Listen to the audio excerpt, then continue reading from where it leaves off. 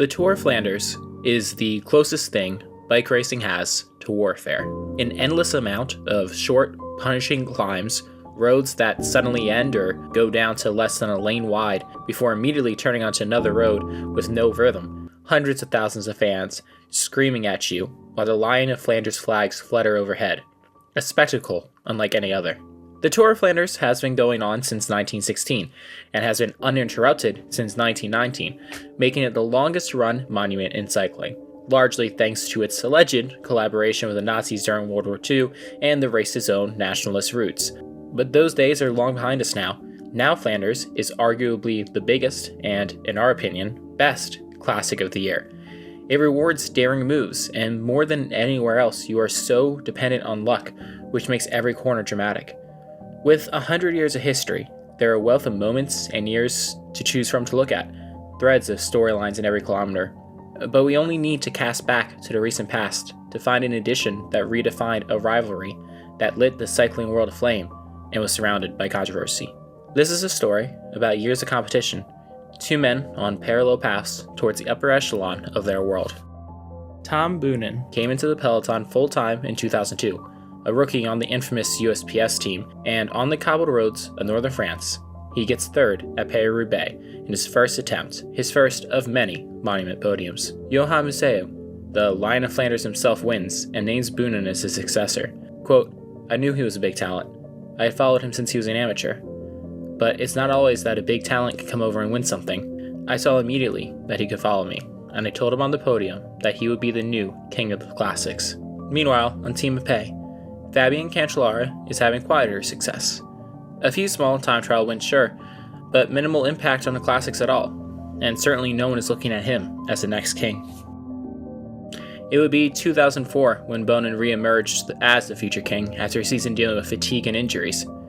He won E3, Ghent-Wevelgem, and Châteauprix, as well as 2 stages of the Tour de France, also proving his talent as a sprinter.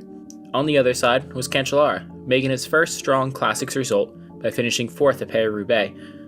Oh, and he also won the opening stage of that year's Tour de France. However, Flanders' success eluded them both, and neither could crack the top 20, at least not until next year.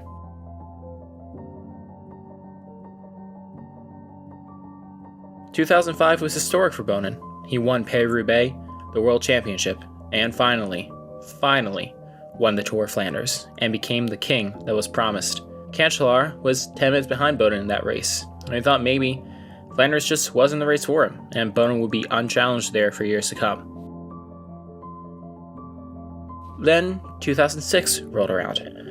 Boonen goes back-to-back winning at Flanders, and Cancellara actually takes 6th, but at Paris-Roubaix, Cancellara beats Boonen head-to-head, and the rivalry is born. Now, this isn't a rivalry in the sense that there is beef or deep hatred. This is just 2 men battling to be better than the other. At E3 in 2007, this was a true head-to-head battle. Boonen had the upper hand as the better sprinter and took the win. Paris-Roubaix, 2008. And again, it's Boonen versus Cancellara, and Alessandro Ballan is also there. And once again, Boonen's speed can't be outdone. 2009 leads to another Paris-Roubaix win for Boonen, and nothing for Cancellara.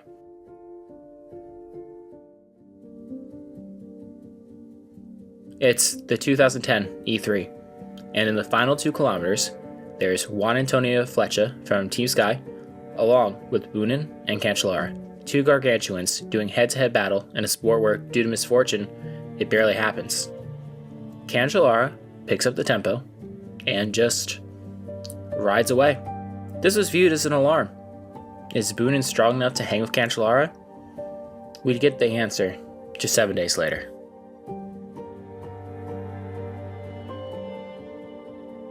Usually, we mention the other contenders for these races we talk about, but today, all eyes are on the 2 superstars. It'll come down to these 2. We just don't know when. It took a while, hours in fact, through Flanders.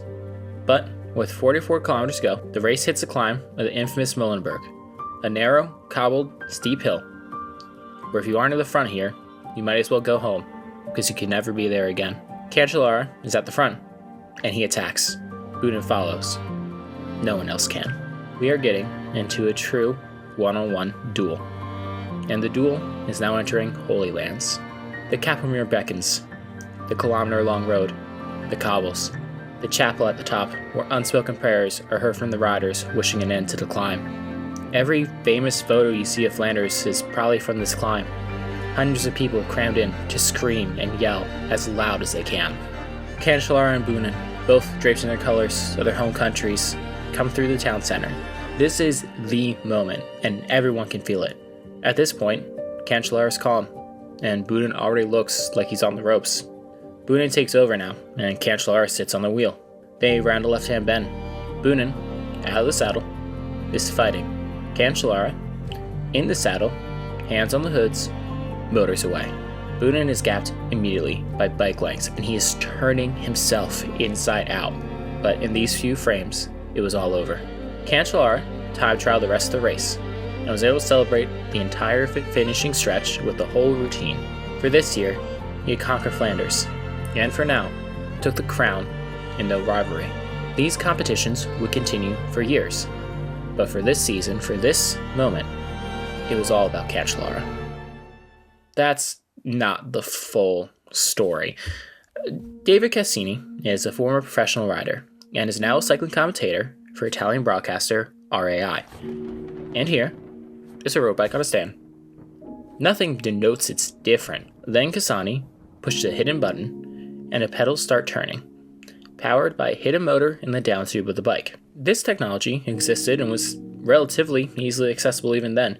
For just $2,500, one could purchase something like a Gruber assist motor, and gain an additional 100 watts just by tapping a button. While that specific version may be somewhat obvious on a bike, it's not a stretch of the imagination to envision a version that's smaller, more expensive, and maybe a little stronger. Cassini makes two claims here. One, that with this motor, even at the age of 50, after testing the bike, he could use it to win a stage of the Giro d'Italia. Second, is that professional cyclists have already used it in races. Marco Panatti, who just finished 9th of the Giro d'Italia, was quoted as saying, quote, "It seemed a stupid thing.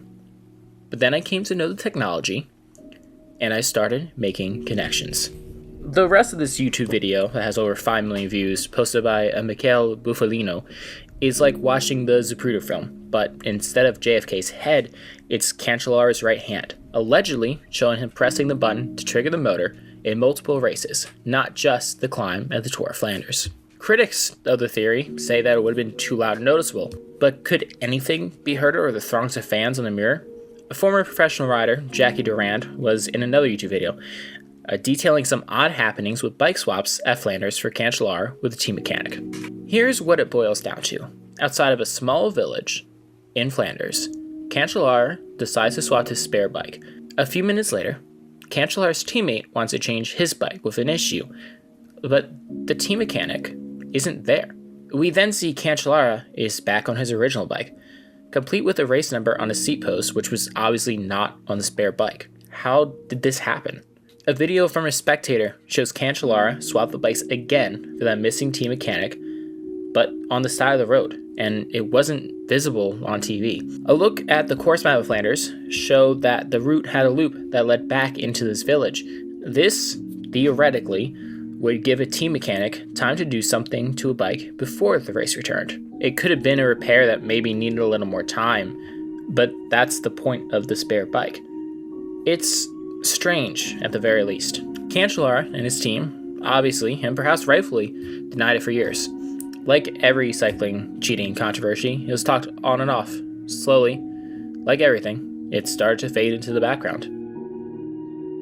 It's Boonen's final year in the peloton, and his final Tour of Flanders. He's asked a simple question: does the strongest rider always win Flanders? Boonen responded, yes, most of the time. In every race like that, it's not always the strongest that wins, but most of the time it is. In Flanders, I can't really recall one year. Well, I can recall one year. French broadcaster RTBF asked Boonen the question directly, the one that we had thinking about for years.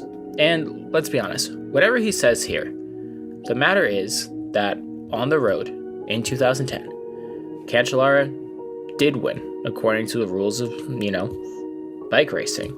And they did battle back and forth for years.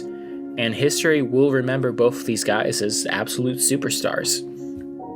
Now, the question. Did Cancellara steal the 2010 Flanders due to a motor? Is there any doubt? The answer, yes, but it's not for me to say. I finished second, and it's not the one in second who has to say the situation is not normal. It's very difficult to prove because we do not have the bike to check. It's too late.